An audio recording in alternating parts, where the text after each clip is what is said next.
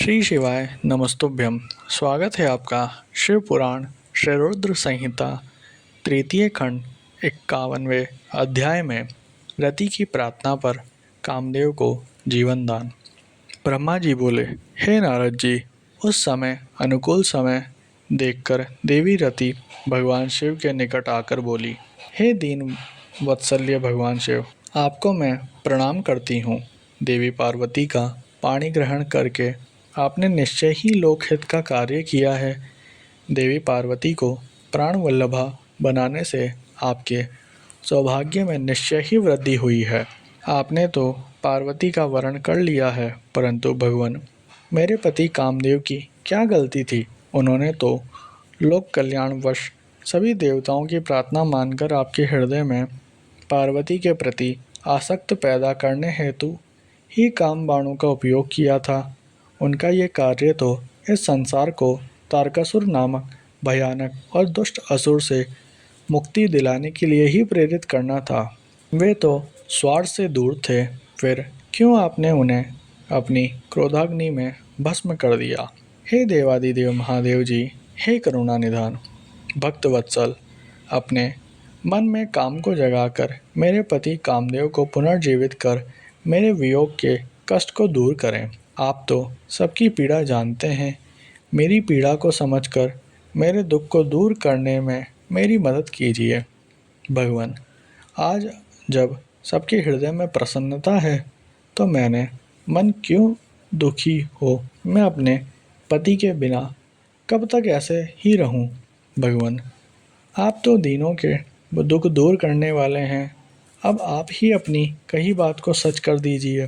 भगवान, इस त्रिलोक में आप ही मेरे इस कष्ट और दुख को दूर कर सकते हैं।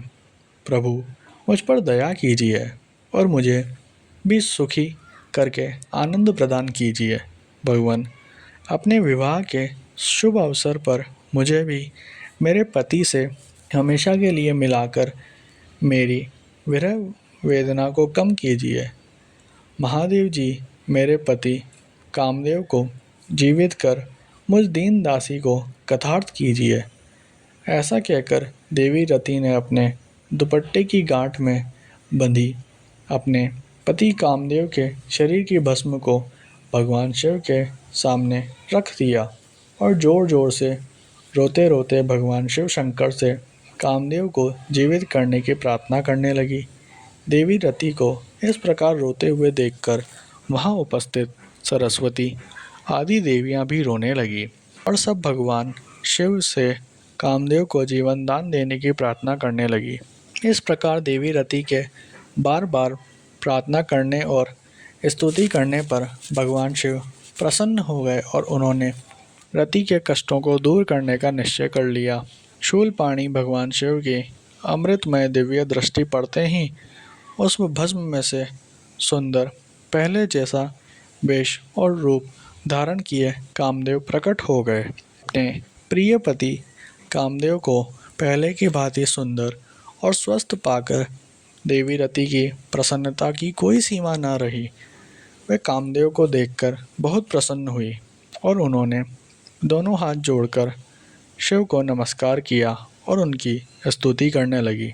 दोनों पति पत्नी कामदेव और रति बार बार भगवान शिव के चरणों में गिर के उनका धन्यवाद करने के उनकी स्तुति करने लगे।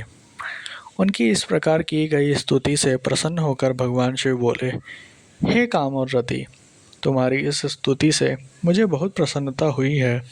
मैं बहुत प्रसन्न हूँ। तुम जो चाहो मनोवांछित वस्तु मांग सकते हो। भगवान शिव के यह वचन सुनकर कामदेव को बहुत प्रसन्नता हुई।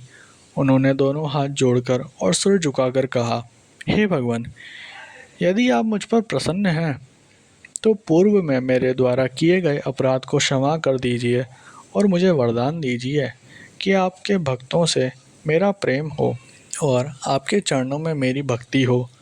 कामदेव के वचन सुनकर भगवान शंकर बहुत प्रसन्न हुए और बोले, तथास्तु, जैसा तुम चाहते हो वैसा ही होगा। मैं तुम पर प्रसन्न हूँ। तुम अपने मन से भय निकाल दो। अब तुम भगवान श्री हरि विष्णु के पास जाओ। तत्पश्चात कामदेव ने भगवान शिव को नमस्कार किया और वहाँ से बाहर चले गए। उन्हें जीवित देखकर सभी देवता बहुत प्रसन्न हुए और बोले कि कामदेव आप धन्य हैं, महादेव जी ने आपको जीवन दान दे दिया। तब कामदेव को आशीर्वाद देकर विष्णु पुनः अपने स्थान पर बैठ गए। उधर भगवान शिव ने अपने पास बैठी देवी पार्वती के साथ भोजन किया और अपने हाथों से उनका मुंह मीठा किया। तत्पश्चात शैलराज की आज्ञा लेकर शिवजी पुनः जनवासे में चले गए। जनवासे में पहुंचकर शिवजी ने मुझे, विष्णु जी और वहां उपस्थित सभी मुनिगणों को प्रणाम किया। तब देवता शिवजी की वंदना और अर्चना करने लगे। फिर मैंने, विष्णु जी और इंद्रादि ने शिव स्तुति की। सब और भगवान शिव की जय जयकार होने लगी और मंगलमय वेद ध्वनि बजने लगी। भगवान शिव की स्तुति करने के पश्चात उनसे विदा लेकर सभी देवता और ऋषि मुनि अपने अपने विश्राम स्थल की ओर चले गए।